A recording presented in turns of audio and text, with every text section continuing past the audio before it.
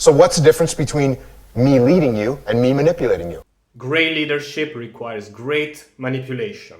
It's a strong statement, but listen on and you will find out why it's true and how to manipulate as a leader. Not that you're interested in that, but you will also learn it.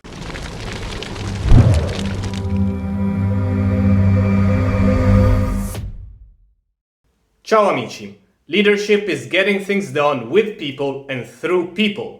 And the most you can get from people is when they're willing to die. Makes sense, right? So now the question is, how do you make people willing to die? Well, it's rarely by encouraging them to think things over, because if they do, they will realize that dying is not good for them. More often, to make people want to die, you need some next level manipulation. And that's where we enter into the realm of great leadership, or if you want to call it maybe more appropriately, extreme leadership and manipulation. This is what Jocko Willink says on the topic of leadership and manipulation. If I'm manipulating you, I'm trying to get you to do something that's going to benefit me. If I'm leading, I'm trying to get you to do something that's going to benefit you, it's going to benefit the team, and it's going to benefit the mission. So for me, those are too easy. Those are too easy. It's real obvious. In brief, Jocko Willink says that the difference is crystal clear to him. Manipulation is good for the leader only, while instead great leadership is good for the mission, the team, and the follower. Let's imagine the follower is you, so it will be good for the team, the mission, and for you. It makes sense, right? And it also sounds realistic and possible on paper. Unluckily, it's not very common that it also often applies in practice. And to clearly show this point, I am going to read verbatim from one of Jocko Willink's own books, The Dichotomy of Leadership. The wounded seal now lay on a gurney in Charlie Mad. The bullet, a mammoth armor-piercing 7.62 x 54 mm round with a steel core, had entered his leg at the lower thigh, ripped apart flesh and bone inside his leg, and exited in his upper thigh, close to the groin. It was hard to say if he would keep his leg. From the look of the wounds, my guess was no, he would lose it. At this point, we can already start asking some questions, and the answers are not so crystal clear. Obvious question, was this good for this young man, for the follower, for this young soldier? Maybe this leadership was good for the mission, and maybe it was good for the various leaders up the chain, but was it good for this young kid? Debatable at least. Keeps on going, Jocko Willink. The wounded seal's grip on my hand tightened and he pulled me in, drawing me just inches from his face. He took a breath and then whispered, "Sir, let me stay. Let me stay. Please, don't make me go home. I'll do anything. I'll sweep up around the camp. I can heal here. Please, please, please, just let me stay with the Tusk unit." These are verbatim words from the book. So now let's try to look at it from the point of view of this wounded kid. You are struggling to survive and your biggest fear is that you can be sent back home. You are struggling to survive and you use your last breath to beg your leader to keep on staying here. What's your goal? Losing your other leg? Losing your as well? How does this sound in terms of manipulation, emotional neediness, and being good for him? To me, this sounds like pathological attachment, complete and total emotional neediness, and extreme sky-high dependence. And at least from a practical point of view, it's at the very least debatable that this was good for the follower. And Jocko keeps on going. There you go. Not scared, not angry, not depressed that he might lose his leg. Only concerned that he might have to leave our Tusk unit. Tusk unit bruiser. Our Tusk unit. Our lives. Okay, your Tusk unit is your life, to each his own, I will reply, but there is an issue when you frame this type of leadership as good for everyone. When the group becomes your only reason to live for, when your group becomes your main conduit for meaning in life, then you are not an individual anymore. You are a cog in a wheel on which you have no control over. This is called identity fusion in psychology, and it means that yourself becomes enmeshed with the group. There is no difference anymore between yourself and the external entity. When you lose your sense of self, there is no thinking for yourself anymore. Of course, no critical thinking. At the extreme, there is no self-interest and self-preservation, which is terrible for you, not good for you. Imagine it as an ant or a bee protecting the queen. That's great for the mission of protecting the queen. It's great for the leader, the queen, no doubt. But is it good for the bee? Not necessarily. Or the other question, would you want to be the bee protecting the queen? Debatable at least. Humans likely can think, but when your identity is fused, there is no independent thinking anymore. There is no questioning the mission, there is no questioning the leadership, and no questioning orders. I was just following orders. Does that remind you of anything? When a person reaches that level of fusion with a group, it's great for the mission because you give it all. It's great for the leaders too because they are in full control of you, and it's easier for the leaders to reach the goal when you give so much of yourself. Now the question, is it good for you? Well, it depends. I don't doubt that in some cases it can also be good for you. However, that's a big question mark. You have to wonder that. You have to answer that question. Again, it's far from obvious. And if you are the one taking the bullet, that's at the very least debatable. Let's read from the book again.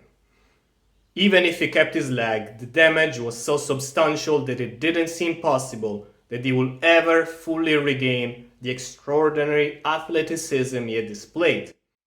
And yet, the seal was only concerned that he would let me down, let the task unit down, let his platoon, his team down, not letting Jocko Willink down.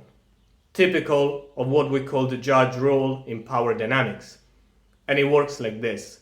If the leader likes you and approves of you, you feel great, you want that, you chase his approval. Because if the leader doesn't like you or doesn't approve of you, you feel terrible. That's a very strong power that you give over to somebody. Watch out when you feel like you want somebody's approval so badly and so desperately, because you are disempowering yourself and you are offering yourself on a silver platter to the leader. How is the leader going to use you? Is he going to use you well? Question mark. Let's think about again what type of leadership this is and what makes effective extreme leadership. In extreme ownership, Jocko says that the principles of good leadership are extreme ownership, prioritize and execute, delegate, develop strong relationships, and a few more. All of these make total sense. They are super helpful. They are foundational to leadership. The question is though, are these the principles that make the most extreme forms of leadership also most effective? Of course they help, but maybe they're 20%, because the 80% is in the total unquestioning buy-in from the followers and in their total following orders no matter what. Look, it's easy to tell people to prioritize and execute when they are ready to die, and it's easy to implement cover and move when people will take a bullet to cover you, and it's also easy to give them tasks and expect them to do their very best when they are so desperate to please you and to gain your approval. We are not so much talking about leadership principles and techniques here, we are talking about power dynamics. In the best of the cases, we are talking about deep psychological persuasion, and in the worst cases, we are talking about very harmful and damaging manipulation. Let's review now the parts you're not interested in, which are the steps of the manipulation. Number 1, pick targets that are easy to manipulate. For military pursuit, like in this example, it's men and especially young men. They are the easiest to manipulate. Women are more practical, and in this sense, they are more manipulation resistant. Men, instead, they come ready equipped with many of the hooks that make manipulation easy, such as belonging, idealism, fervor, a tendency for in-group and out-group, a lot of testosterone that make them ready and willing to fight, the need to prove themselves, etc., etc. I know them well because I could and I can still see these dynamics in myself. I can still see these hooks in myself. But as we like to say on the power moves, Knowing your weaknesses is the very first of your strengths. Number 2, create in-groups, out-groups. Make the in-group, the us, as right and as good as possible, of course, and make the out-group, the others, as wrong and as evil as possible. Jocko Willink in his books often talks about fighting evil, bad guys, cleaning the streets, etc., etc.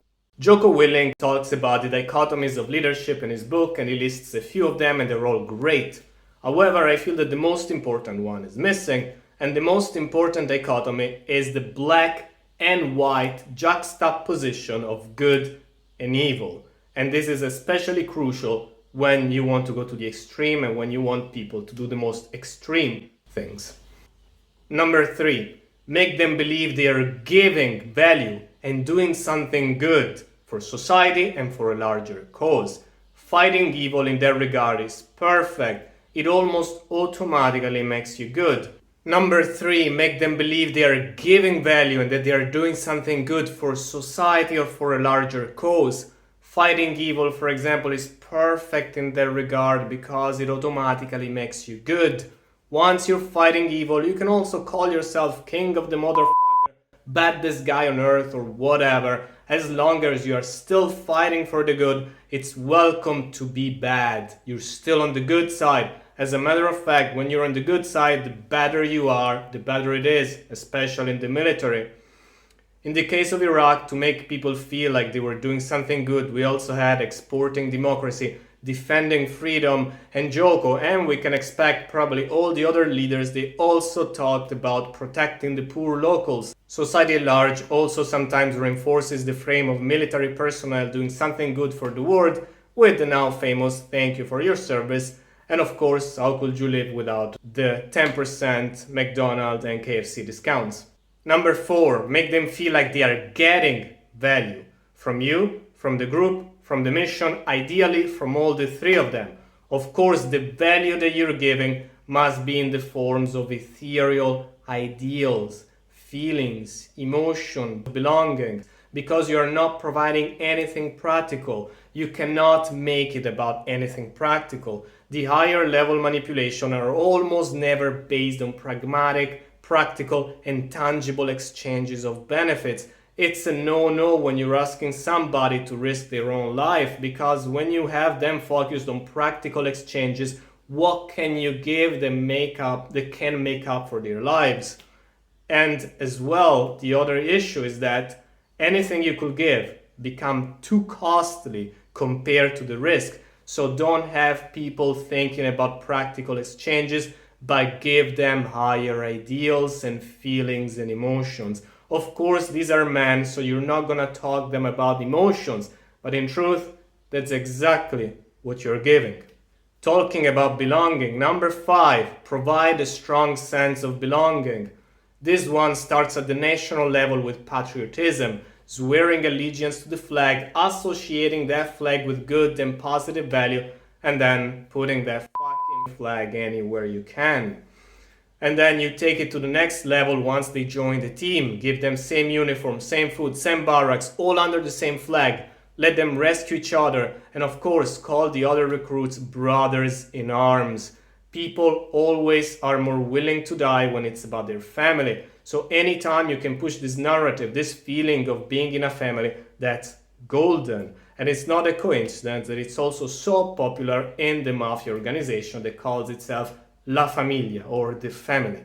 And of course, you're the leader of the family, you're the patriarch, the big dad who watches from above and, God forbid, in the battlefield. Number 6, provide higher ideals to aspire and to move towards to, and make those ideals difficult to reach so that people have to prove themselves and they feel like when they get it, they really achieved something. What ideals are we talking about? Pride, courage, bravery, honor, the brotherhood of this storied fighting unit where people risk their lives to protect each other. Those are the kind of ideals you want people to aspire to. Those are going to serve the leader and the mission the most. And of course, the final level, which is hero. Show courage and honor on the battlefield and you can become a hero. If you're lucky enough, you get a medal to symbolize that you lived those ideals. Napoleon once said, "A soldier would fight long and hard for a piece of colored ribbon." The piece of colored ribbon, of course, is another emotional reward. It's useless from a practical and pragmatic value, but it says you have been good and you can feel good about yourself. And it also provides some social proof. You can show them medal and people will give you respect, love, and approval. Number 7, provide meaning through eternity and legacy. A deep drive of many driven men is that of legacy, and we could call it an appeal to eternity. So when Jocko talks about casualties, he often refers to fallen heroes. Think about that. A hero, it's not a person, it's an ideal that lives on forever. And if you fall a hero, you are forever a hero. And think about how to reach this status as well. You don't need to build $1 billion company. You don't need to help 1 billion people. You don't need to do much good for society. You don't need to even raise a family and children. All you gotta do is be brave, die for the mission, and you're forever a hero. Also, if you think about the names of fatherland and motherland, they also serve the main purpose. Die for this abstraction, and you will live forever with it. The ethos of the empire is another tool to reach eternity. For Mussolini, it was the Roman Empire and the past gladiators. Their memories that had to be resumed and restored by rebuilding the empire once again. You be part of building the empire, and you become part of the legacy, which will stay on forever, and future generation will honor you forever. For the US, the ethos of the empire is not as obvious as it was for fascism or Nazism, but it's still there. Think, for example, of the superpower, the only superpower left. Before it was the Romans, then it was the English. Now it's up to the Americans to carry that banner forward, to ensure that the world is a good and democratic place. Also think about the forefathers and all the eternal ideas connected to them.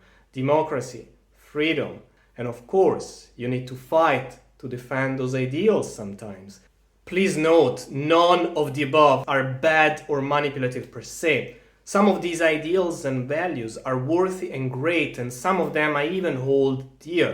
They can be persuasive rather than manipulative. But the only way that you can be sure they won't be used against you with manipulation is through your own self-empowerment. Total manipulation can only happen when there is a total lack of self-empowerment. The best antidotes for manipulation are self-empowerment and enlightened self-interest. Once you can see and understand the psychology of manipulation, of how these hooks work within you, then you can step back and better assess the situation. Fun enough, Jocko Willink often talks about stepping back to better assess the situation, and he's completely right. Only when you are able to step back and truly assess the situation, you are free and empowered to make decisions. At that point, you can make any decision. Because get this point, this video is not necessarily against fighting, taking up arms, and not even against wars. As a matter of fact, there are times when fighting is necessary, and there are times when putting your life on the line may also be a moral duty. But as much as it can be a moral duty to fight, it's your moral duty to critically think it over. To critically analyze their mission and their leadership, and not just the leader above you, but the one above him and above him and above him, until you reach the final step.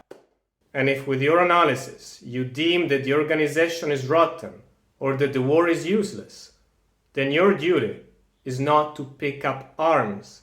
Your duty is to say, fuck you, you go fight the war. Respect to Muhammad Ali on that. Think of what Muhammad Ali said during the Vietnam War. I ain't got no quarrel with them Viet Cong. No Vietnamese call me a nigger. As simple as that might sound, that's extremely powerful. It's the perfect example of how enlightened self-interest also serves larger and pro-social purposes. Muhammad Ali was saying, they are not my enemies and I have no reason to fight them. Think about what that attitude does. It prevents any manipulator from creating enemies for you. It prevents the in-group, out-group toxic dynamics. And it prevents a spiral of hatred and warfare. Imagine if everyone had that attitude. No jihadist will want to blow himself or hijack a plane because he'd have no personal beef with Christians, and a Christian would have no beef with Muslim. No Muslim ever call me an infidel. That could be the motto of our generation on both sides of the religious camps. In general, indeed, we can say that self-empowerment tends to support peace, because it's the sheep who go fight other people's wars, and it's the sheep who are most likely to fall for extreme manipulation. But we are not naive here. There are some wars that need to be fought. So the question now becomes, who's to decide that? And of course, the answer is you. Who else? You have to decide that. I have to decide that. And each one of us has to decide that. This is why self-empowerment is so important. Somebody say that power comes with a responsibility. And they're right. And so does self-empowerment. It's up to you to think it over and take the responsibility. The questions you can start with are simple. The answers, not necessary and always so. As a matter of fact, when the answers are too simple and too obvious, sometimes that's a sign of manipulation already underway. So here are some pointers to get you started. Who decided the war is good? Based on what? Who is going to gain from the war? Such a simple and basic question, and yet so often it goes to the core of manipulation. And then who is going to be harmed with this war? Who am I going to fight against? What did they do wrong? Can I talk to some of them? And finally, also a totally fair question. What am I going to gain fighting this war? Totally fair. Remember, you are putting your life on the line. It's your responsibility to ask yourself what you're going to gain. You owe it to yourself. This is basic love and self-respect. Remember, the manipulator of this world are banking and counting on you to forget self-love and self-respect. Do not give it to them on a silver platter. Anyway, I hope this was helpful, guys. If you're interested in the quickest path to learn about manipulation, leadership, power dynamics, how to acquire power and status, then there is nothing better in the market than Power University. And neither me nor the Power Moves community has found anything that even comes close to Power University on the market. This is what one of them says, and by the way, many of these reviews are public. It works. In a few weeks, I have increased my social intelligence by manyfold. ThePowerMoves.com Power University. That course is genuinely amazing, despite it seems like a 12 years old wrote the advertising for it. Alright, I take the feedback. I have an elite background, first-class education, and yet I never had a clue about any of this stuff. This material is so powerful that I can't help but feel angry that I have been kept in the dark for so long. Get it if you want to get it. I'm happy both for me and for you because I truly think it's very, very empowering and helpful. But if you don't get it for now, I'm also cool with that. From my side, I can say I was really happy to record this video as an opportunity to say hi to you all guys. It's been a while, as you may know, so I'm trying now a different location of the camera, trying a few different tools. Hopefully it's working out well. In any case, I really wish you the best, and see you next time, guys. A big hug from my side. Ciao, ciao. Arrivederci. Bye.